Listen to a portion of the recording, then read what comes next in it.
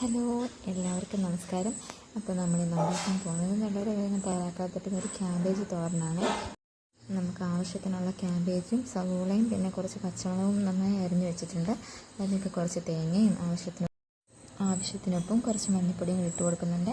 അപ്പോഴേക്കും നമ്മളിത് ആ ഒരു പാത്രത്തിൽ ഇതുപോലെ കുറച്ച് വെളിച്ചെണ്ണ ഒഴിച്ചിട്ടുണ്ട്. അതിലേക്ക് വെളിച്ചെണ്ണ ഒന്ന് ചൂടാകുമ്പോഴേക്കും കുറച്ച് കടുകൊക്കെ പൊട്ടുമ്പോഴത്തേക്കും കുറച്ച് വറ്റൽമുളക് മുറിച്ചിടുന്നുണ്ട്. അതൊന്ന് മൂത്ത് വരുമ്പോഴേക്കും നമ്മൾ അരിഞ്ഞു വെച്ചിരിക്കുന്ന ഇതെല്ലാം നന്നായി ഒന്ന് കൈകൊണ്ട് ഞെരടി ഇളക്കി എടുക്കുന്നുണ്ട്.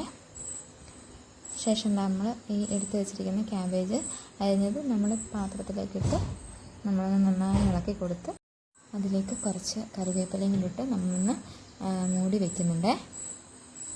നമ്മളിതാ ഇതുപോലെ ഒരു സ്പൂൺ വെച്ചോ തവി വെച്ചോ എല്ലാം ഒന്ന് പ്രസ് ചെയ്തൊന്ന് വെക്കുന്നുണ്ട്.